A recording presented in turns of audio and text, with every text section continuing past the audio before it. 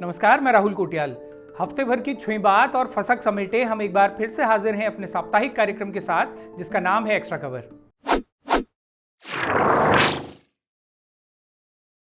सबसे पहले तो उत्तराखंड के सभी लोगों को खूब सारी बधाई।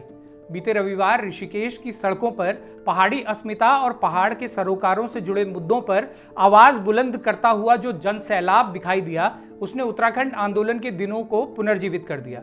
मूल निवास और भू कानून की मांग को लेकर अब तक जहां सिर्फ युवा ही ज्यादा सक्रिय नजर आ रहे थे, वहीं ऋषिकेश में युवाओं के साथ ही बड़ी संख्या में महिलाएं और बुजुर्ग भी महारैली का हिस्सा बनते हुए दिखाई दिए।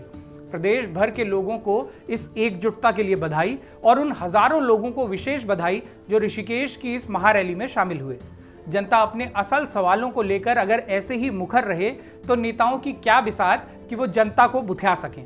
वैसे बुथियाने के प्रयास करने में सरकार हमेशा रपरपी रहती है और बीते कई सालों से तो भू कानून के सवाल पर समिति खेलते हुए बुथाया ही रही है, लेकिन जनता का लगातार मुखर होना अब सरकार के लिए परेशानी भी बनने लगा है।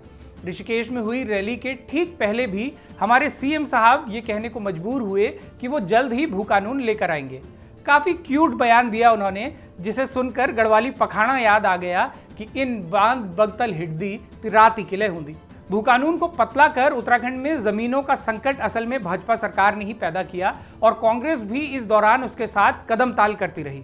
त्रिवेंद्र सिंह रावत के मुख्यमंत्री रहते भू कानूनों पर जब कांडे लगाए जा रहे थे तो कांग्रेस के सिर्फ एक विधायक ने इसका विरोध किया था, जबकि बाकी कांग्रेसी और उस दौर में कांग्रेस के सभी बड़े नेता उन्नी तान बने हुए थे। इस पूरे प्रकरण पर बारामासा ने एक विस्तृत व्याख्या की है, जिसे आप डिस्क्रिप्शन में दिए गए लिंक पर जाकर देख सकते हैं। बाकी बात तो ये भी है कि उस दौर में मुख्य धारा के किसी भी अखबार ने यह सवाल नहीं उठाए कि प्रदेश में भू कानूनों की मवासी घाम लगाई जा रही है। आज जब जनता खुद सड़कों पर है और उसे नजरअंदाज करना अखबारों के लिए असंभव हो गया है, भू कानूनों पर हो रही विशाल रैलियों को कवर करना जब अखबारों की मजबूरी बन चुकी है, तब जरूर अखबार अपना अस्तित्व बचाने के लिए इन रैलियों की खबरें छाप रहे हैं। वैसे भू कानून संघर्ष समिति ने घोषणा कर दी है कि वो अगली रैली केदारनाथ में करने जा रहे हैं। आप लोग भी टक लगा के देखिएगा कि कितने अखबार इस रैली से पहले इसके आयोजित होने की खबर छापते हैं। रैली होने के बाद तो अखबारों को मजबूरी में छापना ही पड़ेगा, लेकिन देखिएगा कि इसके पहले इसे सफल बनाने में यहाँ के अखबार कोई भूमिका निभा भी रहे हैं या नहीं।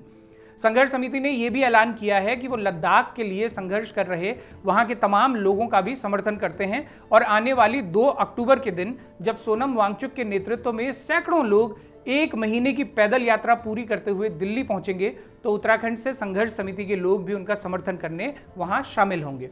2 अक्टूबर को मुजफ्फरनगर कांड के भी 30 साल पूरे हो रहे हैं।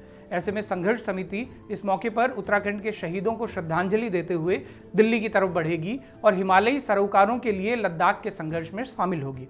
लद्दाख के लोग किन मांगों को लेकर संघर्ष कर रहे हैं और क्यों उत्तराखंड और हिमाचल जैसे राज्यों को उनकी मांगों से सरोकार रखना चाहिए, ये समझने के लिए आप बारामासा के ये 2 प्रोग्राम्स देख सकते हैं। फिलहाल बढ़ते हैं कुछ अन्य खबरों की तरफ। बीते हफ्ते देहरादून में एक बार फिर से सांप्रदायिक हिंसा की घटनाएं हुई। 26 सितंबर को देहरादून रेलवे स्टेशन पर 2 समुदायों के बीच खूब पत्थरबाजी हुई, जिसमें एक युवक गंभीर रूप से घायल हुआ और कई अन्य लोगों को चोट आई। स्थानीय पुलिस को इस बात की बधाई कि उन्होंने त्वरित कार्रवाई करते हुए स्थिति को नियंत्रित किया और कोई बड़ी दुर्घटना होने से बच गई।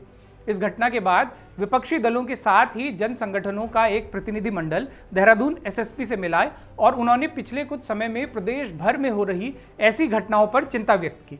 प्रतिनिधिमंडल ने एसएसपी को बताया कि कुछ संगठन और कुछ चुनिंदा लोग पिछले काफी समय से लगातार प्रदेश में हिंसा भड़काने की कोशिश कर रहे हैं। इन लोगों पर अगर एफआईआर होती भी है तो सत्ताधारी पार्टी के नजदीकी होने के चलते बात कभी भी एफआईआर से आगे नहीं बढ़ती। इन लोगों पर नफरती भाषण देने से लेकर भ्रामक अफवाहें फैलाने, तोड़फोड़ करने और पथराव करने तक के गंभीर आरोप लगे हैं, लेकिन इन पर कभी गंभीर धाराओं में मुकदमे दर्ज नहीं होते, जबकि केंद्र सरकार द्वारा लागू किए गए नए आपराधिक कानूनों में ऐसे अपराधों के लिए विशेष तौर से कठोर प्रावधान बनाए गए हैं, जिनका भाजपा सरकारें खूब प्रचार भी करती रहती हैं। प्रतिनिधिमंडल की ये बातें पूरी तरह से सही भी लगती हैं। प्रदेश भर में सांप्रदायिक हिंसा की घटनाएं बीते कुछ सालों में तेजी से हुई हैं, जिनके होने पर सांप्रदायिक राजनीति भी खूब उछाल भरने लगती है। लेकिन इन तमाम घटनाओं को अगर एक एक कर खंगाला जाए तो साफ दिखता है कि इनमें से अधिकतर मामले राजनीतिक एंगल को देखते हुए ही भुनाए गए थे। हाल की ही घटना देखिए, देहरादून का जो पलटन बाजार अंकिता भंडारी को न्याय दिलाने के आंदोलन में बंद नहीं हुआ, मूल निवास के सवाल पर कभी बंद नहीं हुआ, भू कानून के सवाल पर कभी बंद नहीं हुआ, उत्तराखंड में जोशीमठ से लेकर पहाड़ की अन्य समस्याओं पर कभी बंद नहीं हुआ, वो पलटन बाजार सांप्रदायिक हिंसा के एक आरोपी की गिरफ्तारी पर बंद कर दिया जाता है। प्रदेश की महिलाओं के खिलाफ अपराध लगातार बढ़ रहे हैं। अंकिता भंडारी के अपराधियों को आज तक सजा नहीं हुई है, लेकिन इसके बाद भी चर्चा महिला सुरक्षा पर नहीं बल्कि लव जिहाद और लैंड जिहाद और हिंदू मुस्लिम जैसे मामलों पर लाकर खड़ी कर दी जाती है। सरकार के लिए इससे अच्छा और हो भी कह सकता है कि उसके नज़दीकी लोगों पर जब बलात्कार जैसे गंभीर आरोप भी लगते हैं तब भी जनता उस पर बात नहीं करती बल्कि लव जिहाद पर उलझा दी जाती है। चलिए इस लव जिहाद की बहस को आज थोड़ा विस्तार से और धैर्य से समझ लेते हैं। भारतीय आपराधिक कानूनों में पहले लव जिहाद जैसे अपराध का कोई जिक्र नहीं था, लेकिन बीते कुछ सालों में उत्तर प्रदेश और उत्तराखंड में कुछ कानून बनाए गए हैं जिनमें जबरन धर्मांतरण करवाने को दंडनीय अपराध बताया गया है। हालांकि ऐसे धर्मांतरण करवाना पहले भी अपराध की श्रेणी में शामिल था, लेकिन Uttarakhand freedom of religion act 2018 और Uttar Pradesh prohibition of unlawful conversion of religion act 2021 में इस तरह के धर्मांतरण की विस्तृत व्याख्या करते हुए इनकी सजा कठोर की गई है। अब अगर कोई व्यक्ति धोखे से, जबरदस्ती, अपनी पहचान छिपाकर या किसी तरह का दबाव डालकर दूसरे धर्म की लड़की से शादी करता है और विशेष तौर से सिर्फ धर्मांतरण के उद्देश्य से शादी करता है तो उसे उम्र कैद तक की सजा हो सकती है। यदि कोई संगठन मास कन्वर्जन यानी कई लोगों को एक साथ धर्मांतरण के लिए साजिश के तहत प्रेरित करता है तो उसकी सजा और भी गंभीर रखी गई है।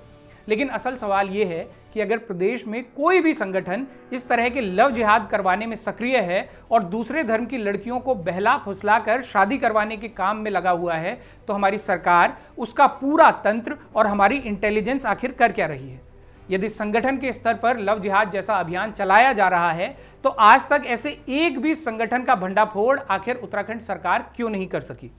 इंटेलिजेंस डिपार्टमेंट के पास प्रदेश में हो रही हर गतिविधि का इनपुट होना चाहिए और होता भी है, लेकिन लव जिहाद का इनपुट कभी भी इंटेलिजेंस को क्यों नहीं मिलता? और क्यों सिर्फ गली मोहल्ले के छुटभैया वानाबी नेताओं को इसकी भनक लगती है कि लव जिहाद जैसा कोई षड्यंत्र उसके शहर में चल रहा है? ऐसा होने पर वो नेता अपने पीछे एक भीड़ जुटा लेता है जो शहर में तोड़फोड़ और आगजनी करती है और फिर पुलिस कुछ गिरफ्तारियों के साथ मामले को संभालती है। लेकिन थोड़े ही समय बाद खबर आती है कि मामला तो कुछ और ही था। पुरोला में हुआ कांड इसका सबसे बड़ा उदाहरण है। क्या हमारी सरकार, हमारी पुलिस व्यवस्था और पूरा खुफिया तंत्र इतना नाकाम हो चुका है कि प्रदेश में लव जिहाद जैसे अपराधों को संगठनिक तरीके से चला रहे गिरोह को वो आज तक नहीं पकड़ सका? हमारे प्रदेश और देश की पुलिस व्यवस्था, खुफिया विभाग, स्पेशल टास्क फोर्स और अन्य सैन्य बलों ने बड़े बड़े गिरोहों को धरा है। इनमें से किसी गिरोह का अगर एक भी सदस्य सैन्य बलों के हत्थे चढ़ जाता है तो हमारे काबिल अफसर उसके जरिए पूरे गिरोह, उनकी कार्यप्रणाली, उनके अंडरग्राउंड, ओवरग्राउंड वर्कर्स, समर्थक और उनके आकाओं का पूरा चिट्ठा खोल के रख देते हैं। लेकिन लव जिहाद के मामले में सैन्य बल ऐसा कर पाने में आखिर क्यों नाकाम हो रहे हैं? उत्तराखंड में अगर लव जिहाद इतना बढ़ गया है और फिर भी सरकारी एजेंसियां उसे रोक पाने में नाकाम ही साबित हो रही हैं तो इससे बेहतर है कि ये एजेंसी अपना काम आधिकारिक तौर से उन युवाओं को सौंप दे जिनके पास गले में गमछा और माथे पर तिलक के अलावा और कोई संसाधन नहीं होते, लेकिन वो हर नए दिन एक नया लव जिहाद का मामला खुजा लाते हैं। इना इना बणिया बल जौमा सौंप न धनिया। फिर भी ये लोग आए दिन प्रदेश के कोने कोने से लव जिहाद खोज रहे हैं और दूसरी तरफ सरकारी व्यवस्था है कि इतनी टिप्स मिलने के बाद भी किसी गिरोह को आज तक नहीं पकड़ सकी। इससे साफ होता है कि या तो प्रदेश का पूरा खुफिया तंत्र और पुलिसिया व्यवस्था नाकारा है जो सालों बीत जाने के बाद भी ऐसा एक भी गिरोह नहीं दबोच पाई जो लव जिहाद के लिए लड़कों को तैयार कर रहा हो, या दूसरी संभावना यह है कि ऐसा कोई गिरोह कहीं है ही नहीं।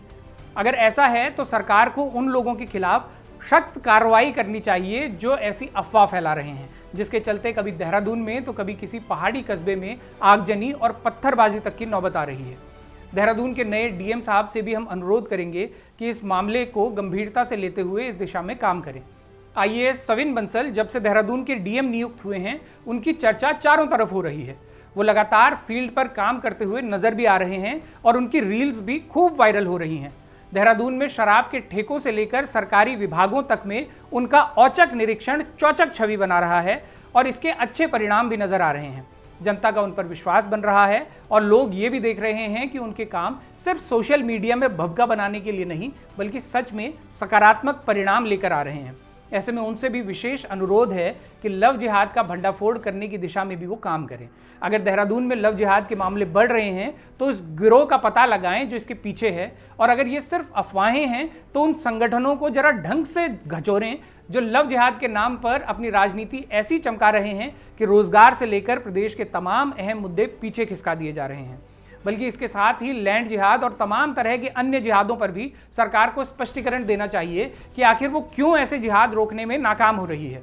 उत्तराखंड में अगर लैंड जिहाद हुआ है तो उसका जिम्मेदार कौन है?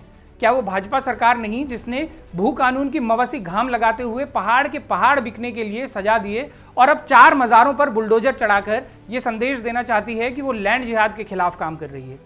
अवैध निर्माण के खिलाफ कार्रवाई करना अच्छी पहल है, लेकिन उससे ज्यादा जरूरी है कि सरकार उन्हें चिन्हित करते हुए सजा देने की व्यवस्था बनाए जिनकी मदद से पहाड़ के पहाड़ बेच दिए गए।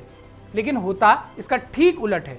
प्रदेश के युवा जब भू कानून जैसे मुद्दों पर एकजुट हो रहे होते हैं तो उन्हें तोड़ने के लिए धर्म खतरे में है का छर्रा छोड़ा जाता है और सांप्रदायिक घुट्टी पिलाने की कोशिश की जाती है।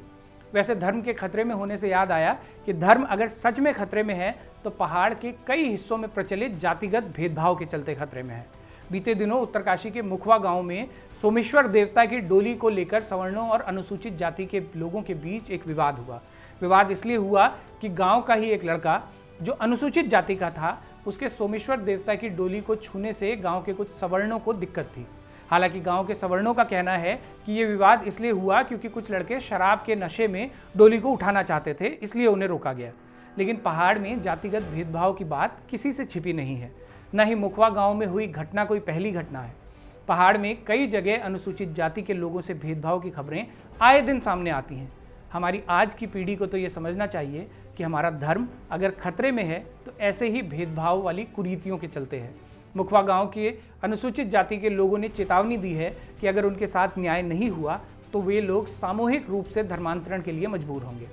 पहाड़ी समाज के लिए और अपनी संस्कृति से प्यार करने वाले तमाम लोगों के लिए इससे ज़्यादा शर्मिंदगी की बात और क्या हो सकती है कि आज भी हम छुआछूत पर मुखर होकर बात न कर पाएँ या इसे खत्म करने की दिशा में काम न कर पाएँ।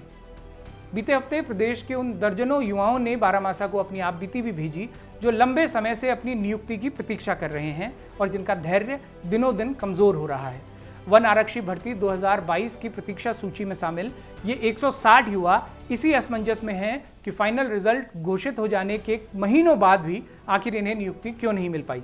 ऐसी ही स्थिति कृषि विभाग में चयनित हुए युवाओं की भी है जो साल 2021 से शुरू हुई प्रक्रिया में एक एक बाधा पार करते हुए 2024 तक तो आ पहुंचे, लेकिन नियुक्ति आज भी उन्हें नहीं मिली।